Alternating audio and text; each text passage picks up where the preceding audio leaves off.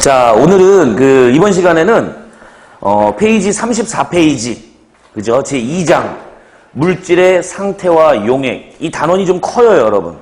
뭐 페이지 수로는 얼마 안 되지만 해야 될 부분이 좀 많습니다.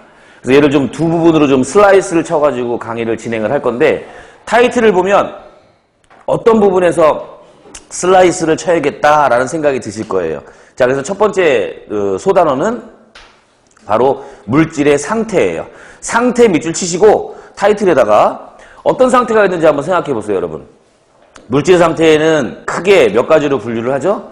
세 가지로 분류를 해요. 그죠? 그래서 기체, 액체, 고체 요 세 가지 상태에 대한 공부를 할 겁니다.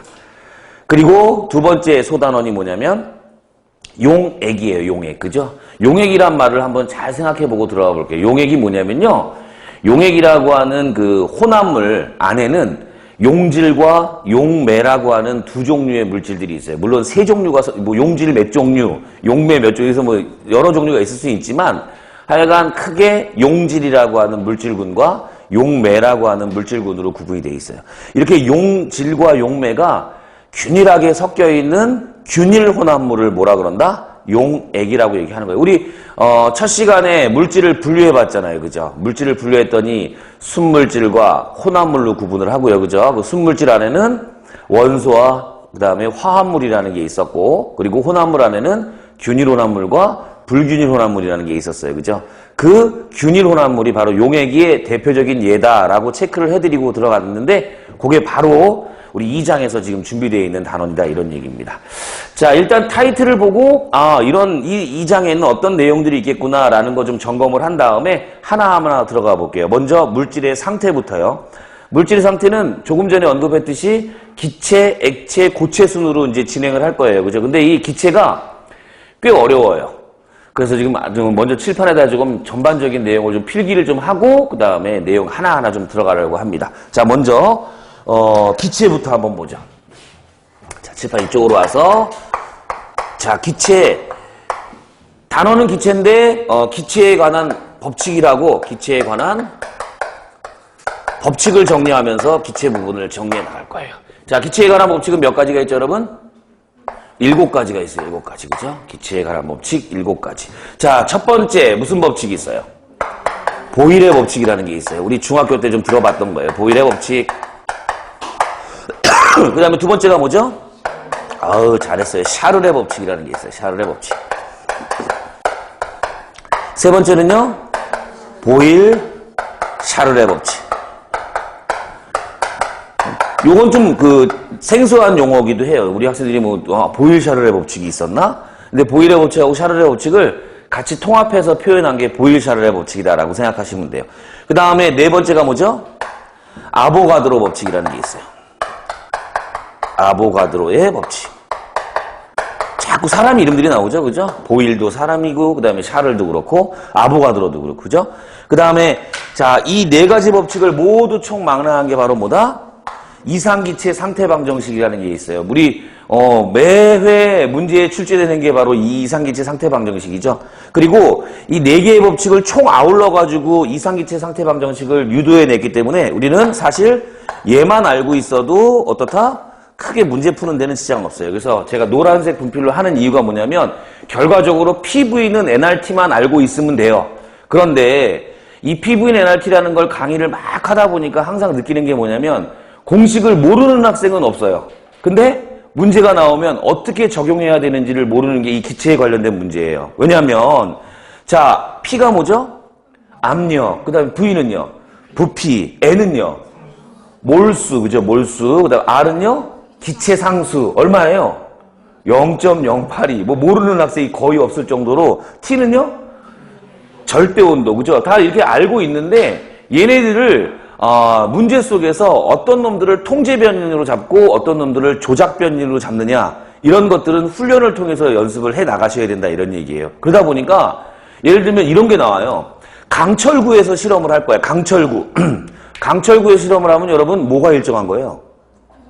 그렇죠. 부피가 일정한 거예요. 근데 그냥 문제에서 강철구라는 말이 나와. 그러면 부피가 뭐 1리터짜리 강철구 이렇게 나오면요. 그럼 부피가 픽스되어 있는 거예요. 근데 그 문제 속에서 강철구가 뭘 의미하는지를 어떤 제약 조건이 있는지를 전혀 캐치를 못하고 변수로 남겨놔요. V를 변수로 남겨놓으면 나중에 구할 수가 있어요, 없어요?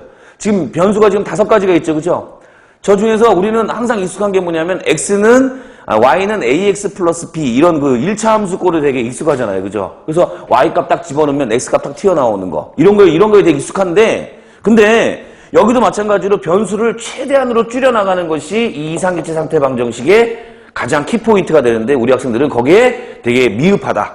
그래서 앞으로는 문제 풀 때 어떤 그 변수들이 일정하게 유지가 되는 통제 변인으로 작용하느냐, 아니면 변화가 일어나는 조작 변인으로 작용하느냐, 그거에 따른 결과가 어떻게 유치가 되느냐, 이런 것들이 계산 문제가 돼서 나올 거다 이런 얘기예요.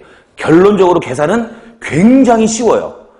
뭐 그냥 곱셈이나 아니면 나눗셈 요 정도로 풀 수 있는 굉장히 심플한 문제인데, 그걸 어떻게 이 방정식 안에다가 변수값을 집어넣느냐가 관건이다 이런 얘기예요. 얘를 잘못 배워놓으면은 문제 풀면서 어떨 땐 맞아요. 그리고 자기가 정확하게 왜 맞았는지 몰라요. 그리고 어떨 땐 틀려요. 심각한 건 자기가 왜 틀렸는지 몰라요. 그러니까 이 피드백이 안 되는 경우가 꽤 많다 이런 이야기입니다. 아시겠죠? 그래서 그래서 요걸 해내기 위해서 요거를 차근차근 하겠다 이런 얘기예요. 아주 간단하게. 자, 그 다음에 6번째 법칙은 뭐죠? 그레이엄의 확산 법칙이라는 게 있어요. 말 그대로 기체가 얼마만큼의 속도로 확산해 나갈 거냐라는 거에 대한 하나의 방정식으로 우리가 풀 수 있어요. 그 다음 마지막으로 일곱 번째가 뭐죠?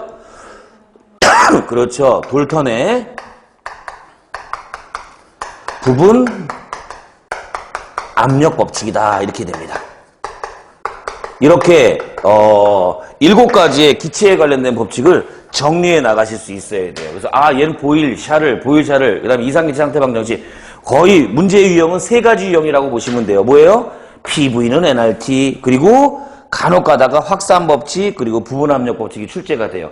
기체에서는 한 문제가 반드시 나오고, 만약에 2문제가 나올 수 있다 그러면 PV는 nRT and 확산 법칙, 또는 PV는 nRT and 부분 압력 이렇게 나오고요. PV는 nRT는 100% 출제가 된다고 해도 과언이 아닐 정도로 출제 빈도가 높다. 염두에 두셔야 됩니다. 아시겠죠? 그죠? 자, 이런 내용들을 가지고 오늘 정리를 할 겁니다. 자, 그러면 하나하나 한번 보죠. 먼저 보일의 법칙. 보일의 법칙은 전제 조건이 있어요.